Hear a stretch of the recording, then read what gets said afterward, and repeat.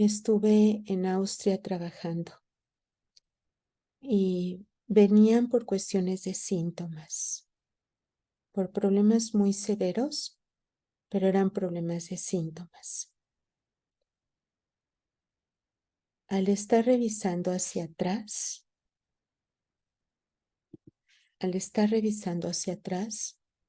fue muy impresionante, porque en una familia habían encubierto que el abuelo había sido un nazi de alto rango.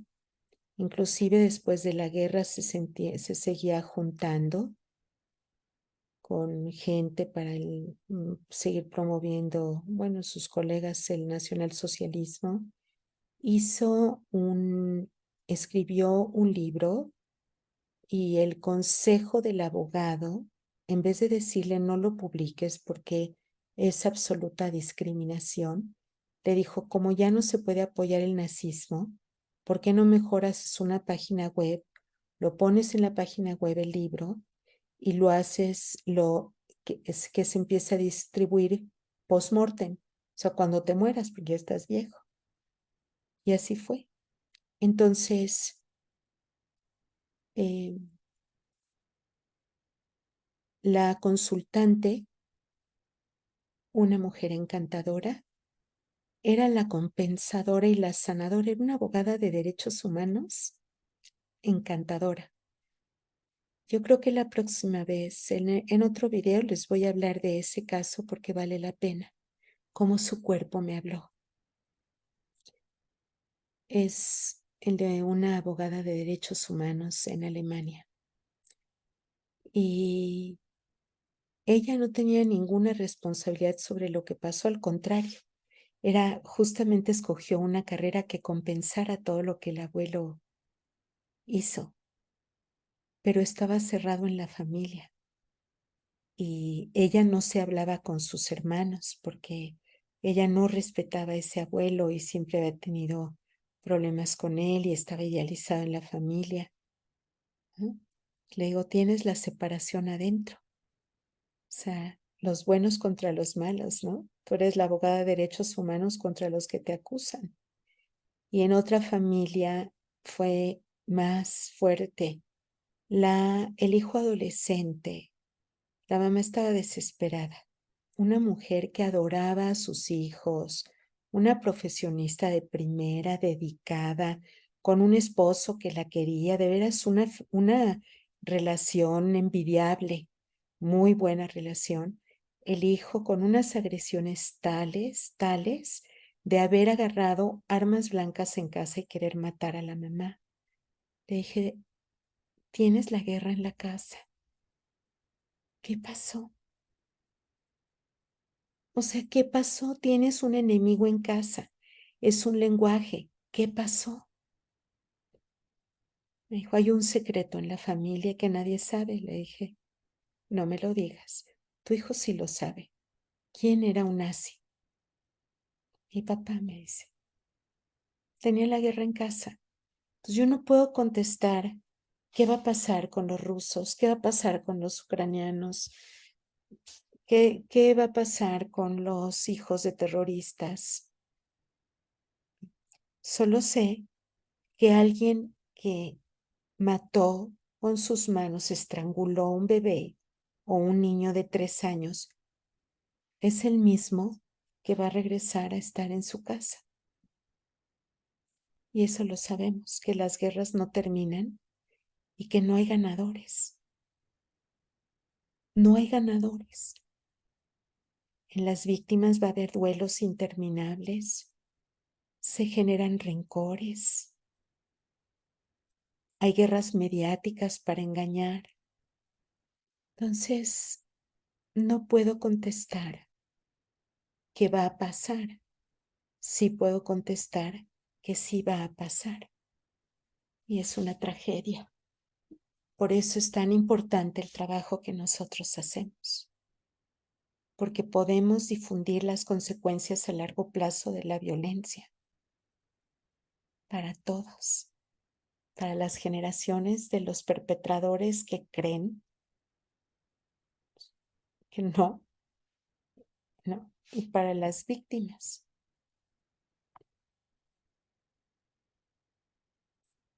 Les hablaré en la próxima vez de la constelación de la abogada de derechos humanos alemana. Importantes y diferentes. No hay ninguna constelación que no acceda a espacios desconocidos donde convergen realidades que están silenciadas y cuando son difíciles o cuando son repetidas, generalmente están relacionadas con violencias en el tiempo.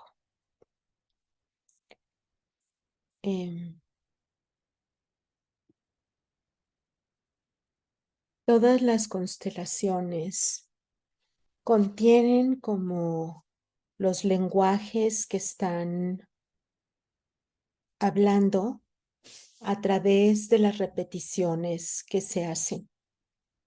Y la pregunta que siempre nos hacemos en este campo y sobre todo en el Instituto de Estudios Transgeneracionales es si estamos trabajando con el origen o con el resultado. Si estamos trabajando con el origen, entonces no hay respuestas fáciles ni claras. Hay respuestas que se tienen que buscar con una mente abierta, con mucho conocimiento y sobre todo con el trabajo profundo del tema de los prejuicios. Hoy, justamente por la fecha de la que se trata, les voy a hablar de una constelación que hice en Israel. Una mujer que llegó a un taller, llegó porque ella tenía dolores de cabeza tremendos, la habían diagnosticado como migraña. Entonces, donde ella estuviera, donde se hubiera mudado, siempre se mudaba siempre cerquitita de algún hospital, porque así le daba tiempo de cuando empezaba la migraña, inmediatamente irse al hospital. No le hacían los medicamentos que ella tomaba. Entonces, le subía de 0, ¿no? Le pregunté por qué ahora recurría al tema de constelaciones. Fue muy interesante, me dijo, fíjate que estoy muy preocupada porque mi papá, ¿no? Vivió en Alemania cuando era chico y al vivir él en Alemania le tocó la Segunda Guerra y salieron huyendo. Entonces, pero me dice el dolor de cabeza que tengo, la migraña, viene de parte de mi mamá y de mi abuela. Mi abuela tenía, ¿no? Y mi mamá también. Entonces, eso es lo que quiero explorar. Le dije, bueno, pero si ya lo sabes de dónde viene y si ya lo has explorado y lo has trabajado, ¿por qué no se ha quitado? Entonces, me dijo, bueno, a lo mejor con tu método, pero bueno, ellas dos tienen migraña y mi migraña viene de ahí. Dije, bueno, ¿qué te parece si desquitamos el, el tiempo de tu constelación y me dejas a mí trabajar para diagnosticar? Entonces, con la metodología que desarrollé de una constelación diagnóstica, tenía yo que sacar las metáforas y lo que pasaba en su cuerpo y le pregunté cómo era la migraña y que me la describiera. Y entonces lo que me dice ella no es migraña. Me dijo, me la diagnosticaron como migraña atípica. Digo, todas las que he oído, salvo las de los foquitos, son migrañas atípicas. Le dije, todos los consultantes y las consultantes con quien he trabajado tienen migraña atípica. Entonces me dijo, yo no veo luces, yo no me tengo que vendar los ojos, pero me dijo, en mi cabeza, haz de cuenta que se están, como cuando entra un animal a una cristalería, haz de cuenta que así oigo, ¿no? Que se rompe, que se rompe, que se rompe. Me dijo, y no aguanto, me tienen que dormir, me dan calmantes, me dan analgésicos, pero me tardo mucho.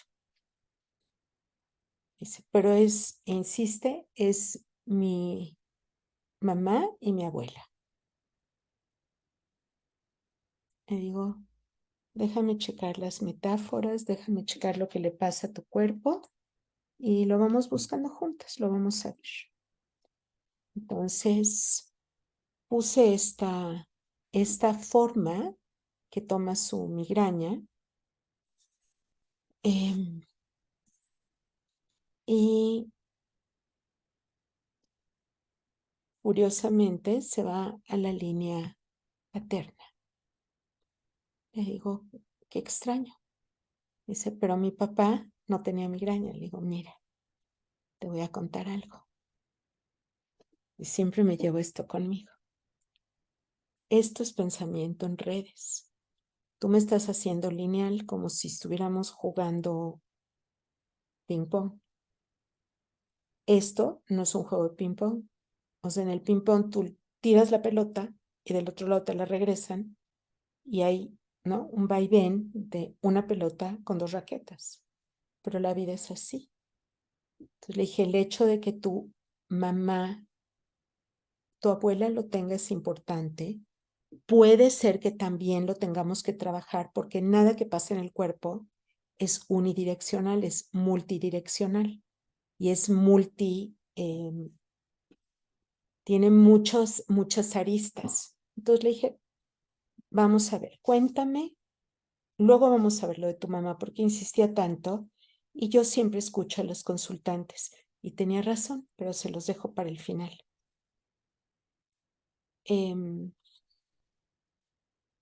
Cuéntame la historia de tu papá, le pedí. Mientras, evidentemente, en la constelación quedó claro que era en esa línea, estaba la metáfora puesta ahí, y cuando ella empieza a hablar, empieza a reaccionar el cuerpo de la persona que representaba la metáfora, que era la forma que toma la migraña, entre comillas, en ella. ¿Y qué me encuentro? El papá tenía... no, hay otro dato muy importante. Le pregunté cuándo fue la primera vez que te pasó y me contó que fue a los 6 años. Digo, pero ¿por qué te acuerdas tan claro, no? Generalmente la gente como que le busca.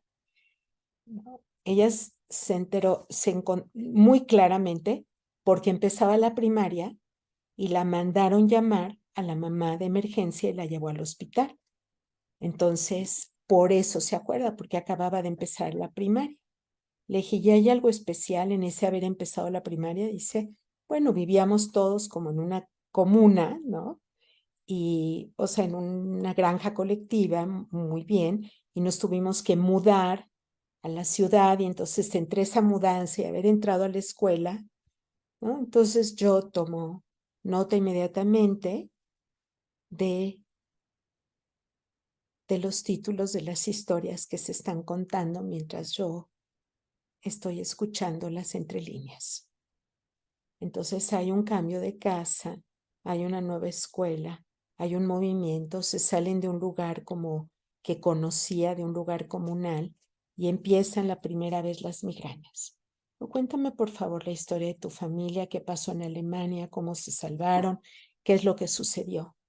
Y entonces ella lo que me cuenta es que su papá ellos eran dueños de una farmacia.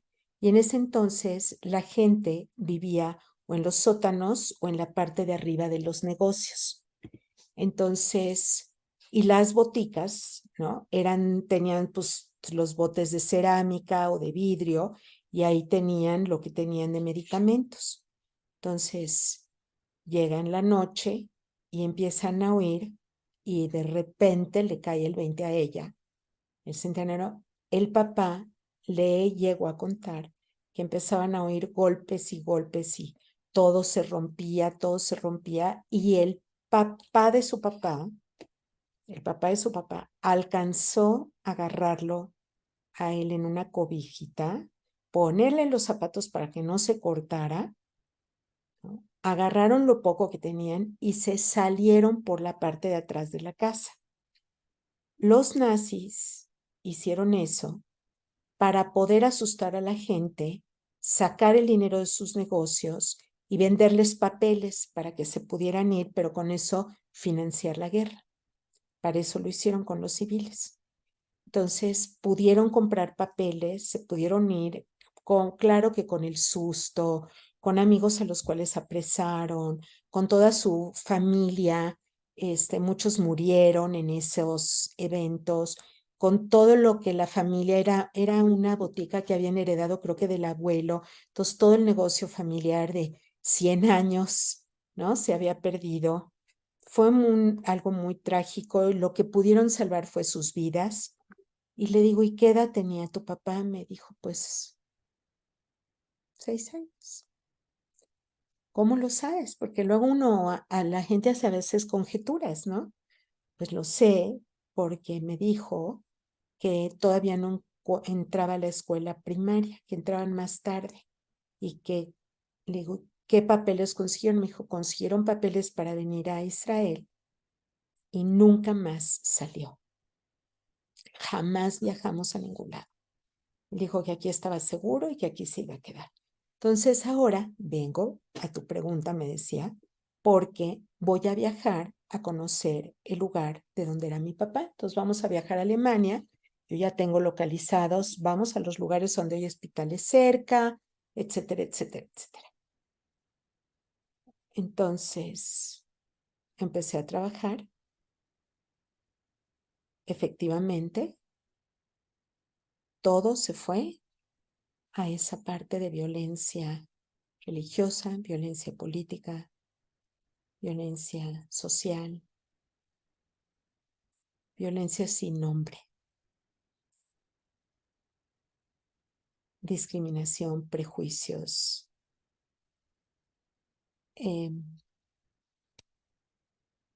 Se fue todo hacia allá. Empezamos a trabajar mucho más. Empecé yo a trabajar el tema de víctimas y victimarios. Tuvimos que incluir a las personas que les corrieron, que no eran, no sé cómo llamarles. No sé si podemos llamarles personas, pero bueno, con quienes les corrieron, maltrataron. Hubo que hacer mucho trabajo en esa constelación con la parte de los victimarios que miraran a las víctimas, que aceptaran su responsabilidad. Y fui acercándome más a lo actual, ¿no? El abuelo y la abuela efectivamente migraron, ya no tuvieron más hijos, tenían miedo, tuvieron ese hijo nada más. Y cuando ese hijo fue creciendo, pues estas familias que traen tanto atrás pasan también muchas cosas y los abuelos se fueron distanciando. Creo que tuvo otra relación el abuelo y terminaron separándose. Y entonces ella me dice a mí, por cierto, que fue cuando le empezó la migraña a mi abuela. Y dije, sí, porque imagínate todo lo que vivió cuando perdió su casa, perdió su familia y las memorias volvieron a emigrar, volvieron a regresar. Le dije, mira, 70 años para nosotros no es nada. O sea, el papá de tu papá, quien lo crió, vivió todo lo que vivió con los nazis. Vio todo lo que vio, porque no es que lo haya enredado y se lo haya llevado, ¿no? Al barco. O sea, estuvieron escondidos, estuvieron en peligro, pasó, estaba en trauma, no podía hablar, o sea, le pasaron muchas cosas, digo, jamás pudo salir, ¿no? Y ahora entendemos. Entonces le dije, sí tenías razón, te escuché, ¿no?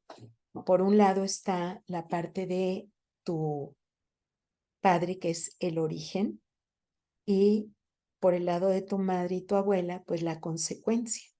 Pero si empezábamos a trabajar por allá, no hubiéramos tenido el origen. Y además, tu miedo que tiene una inteligencia profunda. O sea, vas al lugar a donde se originó todo lo que está en tu cabeza. Entonces, hice muchos ejercicios con ella. Después tuve algunas sesiones a distancia.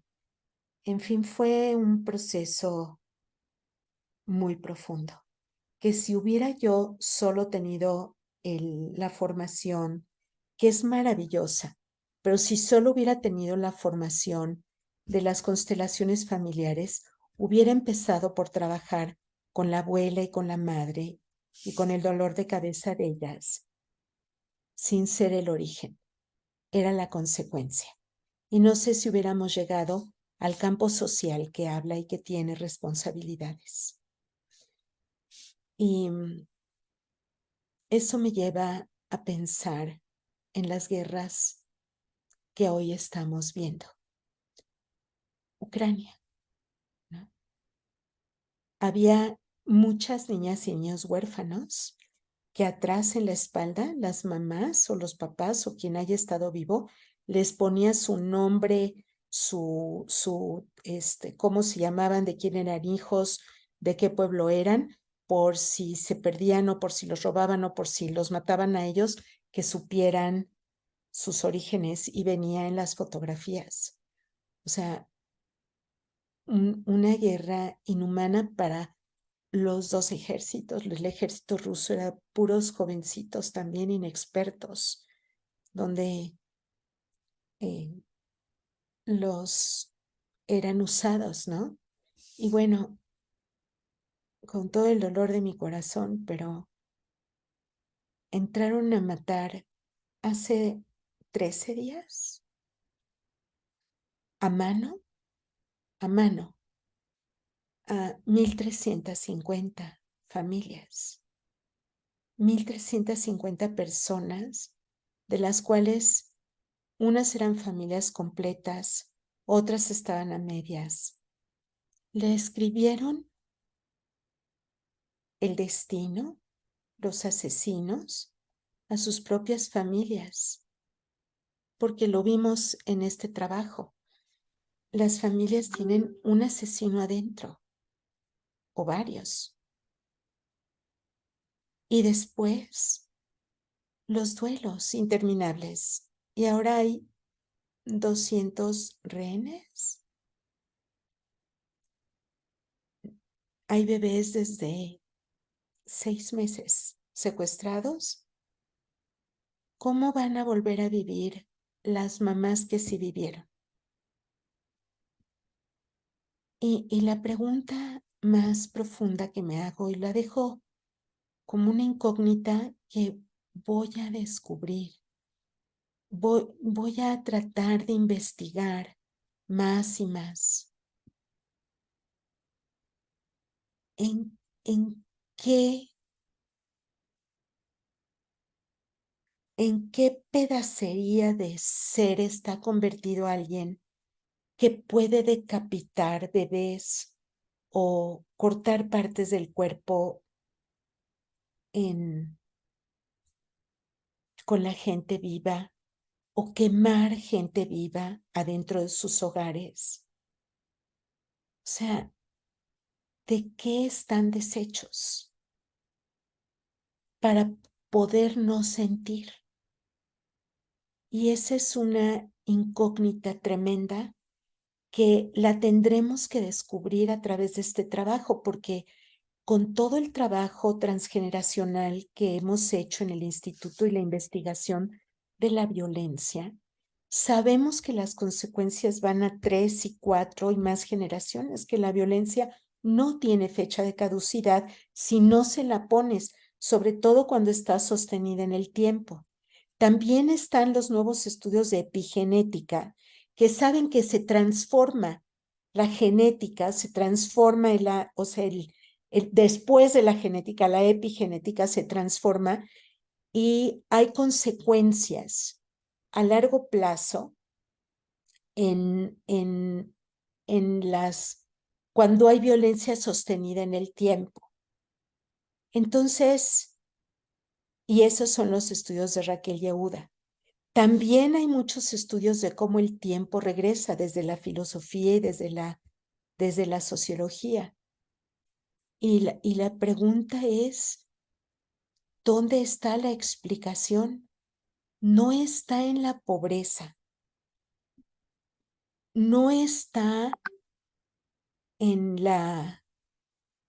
no está en la familia, está en el deterioro del tejido social y por eso amo este trabajo, porque nos permite repararlo, nos permite entenderlo, ¿no?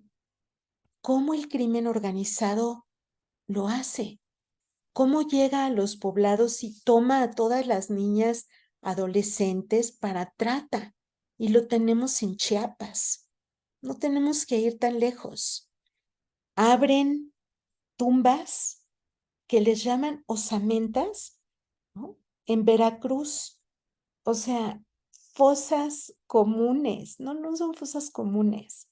A cada persona la espera alguien en su casa.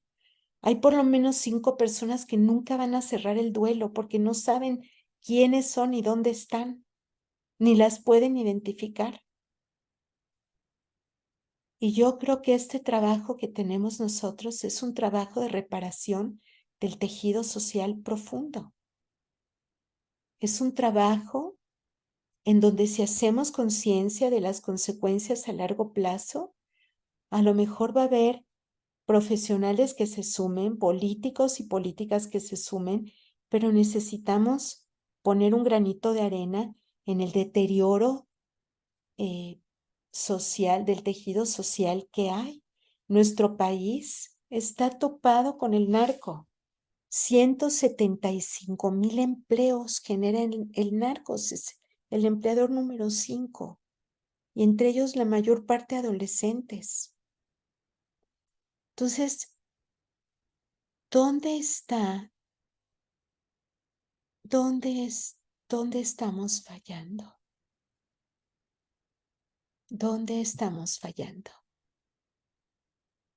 Y es una pregunta que todas las personas que queremos un mundo mejor nos tenemos que preguntar. ¿Dónde estamos fallando? Para que haya terroristas. Y si creemos que los terroristas están allá, acaba de salir un artículo, los terroristas de Hamás y el cártel de Sinaloa son los que les enseñaron a hacer los túneles. O sea, tenemos un mundo global que nos afecta a todos, sin excepción, a todas. Y les dejo con una pregunta abierta para que lo exploren en las constelaciones, para que lo pensemos cuando leamos. ¿En qué estamos fallando? La humanidad, ¿en qué está fallando? Tenemos una institución anacrónica como Naciones Unidas. No hizo nada.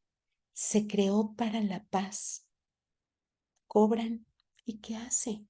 ¿Dónde está su trabajo? ¿Dónde están los resultados? Tenemos un mundo revuelto y tenemos la posibilidad de poner un grano de arena. Un grano de arena. Y si a eso nos sumamos, imagínense, les acabo de narrar una constelación. Eso pasó en el 37, 36, 37. Ahorita me voy a fijar el cristal Nag. Yo lo hice en Israel en el 2015, 2016, ella tenía cerca de 48, 50 años. ¿Cuándo terminan las guerras?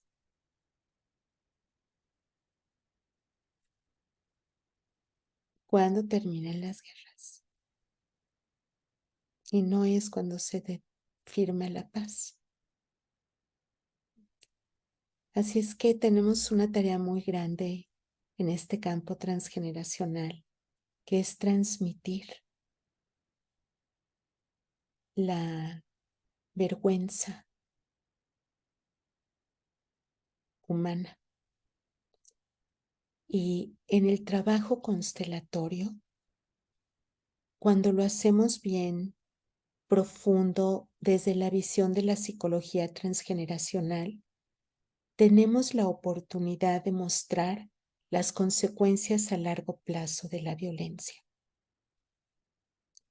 Les recomiendo que lean de Hellinger el libro de La paz inicia en el alma. Es de editorial Herder. Bert me pidió que leyera el libro y que corrigiera lo que había que corregir. Yo le dije que no podía meter pluma en sus constelaciones y que lo que sí me permitía yo era hacer notas de traductora. Hay muchas explicaciones ahí de la dinámica entre víctimas y perpetradores y se las recomiendo mucho. Él hizo un gran trabajo, Bert, en hablar del tema. No pudo hacer el trabajo de profundizar en el tema porque no tenía una visión mucho más espiritual y psicoespiritual que una visión de responsabilidad social. Entonces, mientras que en lo familiar su profundidad, su análisis fue extraordinario, en la parte de víctimas y perpetradores separó el campo de las constelaciones entre quienes estaban en el tema de los victimarios con su responsabilidad social y que no podemos estar por encima de las leyes, nadie. Y por el otro lado, esta cuestión de casi naturalizar la violencia y neutralizarla porque todos somos iguales. Y pues no, el mundo, en el mundo no todos somos iguales, venimos de distintas implicaciones, nos bañan muchos prejuicios previos, nacemos en un campo lleno de prejuicios que matizan cómo se va a estructurar no solamente en nuestro interior, en nuestra psique, ¿no? Sino cómo se van a estructurar nuestras interacciones y nuestra relación con el mundo. Así es que más que dejarles con respuestas, les dejo con preguntas. ¿Cuál es el mundo que quieres? Y hacia allá camina.